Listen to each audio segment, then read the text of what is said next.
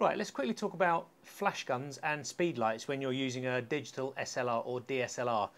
Now, most prosumer level cameras will come with a built-in flash that's built into the hot shoe up here, and you can either use it manually, as in you push a button on the side and it will pop up to either fire fill-in flash during the day or a normal flash at night time, or if you're in auto mode, when you push the shutter to take a photo, the flash, if needed, will pop up and fire automatically.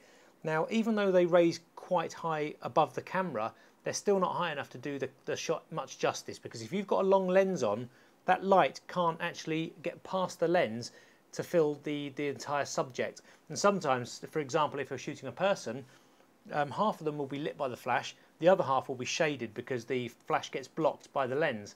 So first thing I would recommend you actually get, if you haven't got one already, is a dedicated speed light or flash gun. Now, by dedicated, all I mean is that it's a flash gun built purposely for that make or model of DSLR. For example, this is the Canon 580 EX2, and it works on any Canon digital SLR. So I'll show you the difference. I'm going to take 3 photos. I'm going to take one photo with this using direct flash. I'm going to take one using bounced flash, and then I'm going to take another photo using a different flash gun with an off-camera flash to show you the 3 differences that using speed lights in a different way can actually have.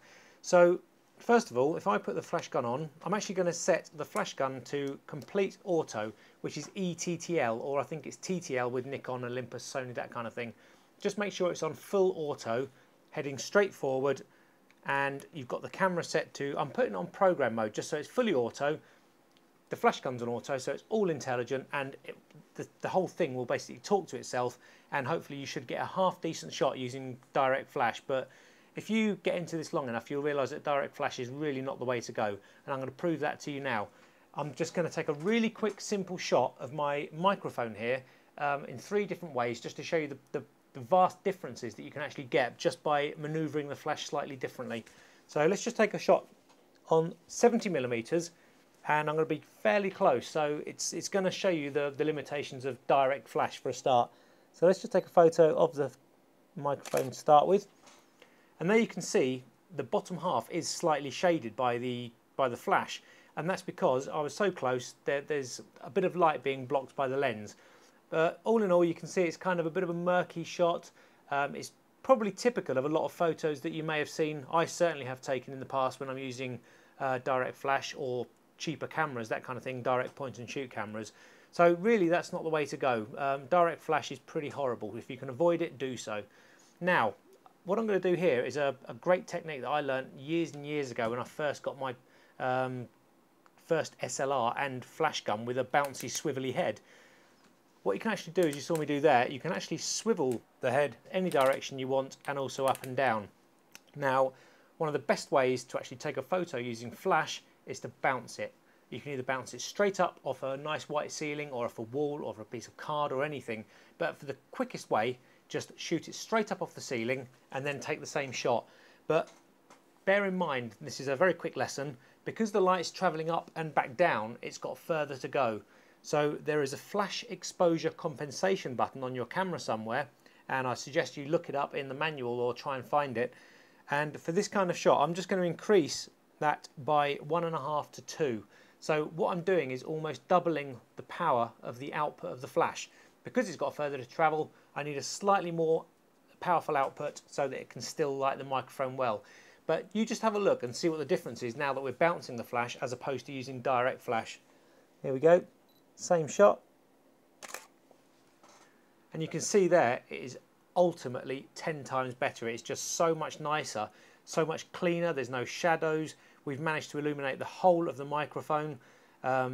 It's just much better than a direct flash. So I would seriously suggest that if you've got yourself a flash gun, or if you're going to get one, learn how to use bounce flash, because the differences are incredible. And when you're taking photos of people, you'll see again a huge difference. Now, most flash guns will have a pull-out bit with a diffuser and also a card that pops out as well.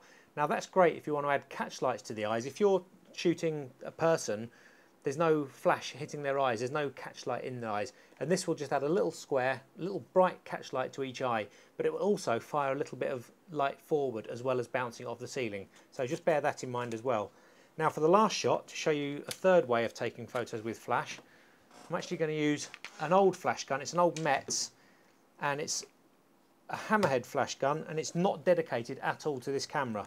So what I'm going to do is just plug it in using the PC connector into the PC port on the camera, which now links it up. Now I can still use this in TTL mode through the lens, so it's still an automatic flash gun, but it's not fully dedicated to the camera. So what I'm actually going to do is just switch it on, and I'm going to take a photo using the same settings. In fact, I'm going to go to manual for this shot, and I'm just going to go to 100th of a second at 6.3, something like that. And what I'm going to do now is take the same photo of the microphone, but take the camera off flash and hit it from a different angle. So let's just take that shot. And what it's done there is actually added another dimension to the photo. We haven't got a shadow behind because we've moved the flash away from the camera, so it's firing at more of a side angle. But what it's done is added a bit more of an interesting light to the shot. So it's actually creating a few more shadows. So bear those three types of flash photography in mind. When you buy a flash gun, just don't always shoot direct flash. Have a play and test all the other methods.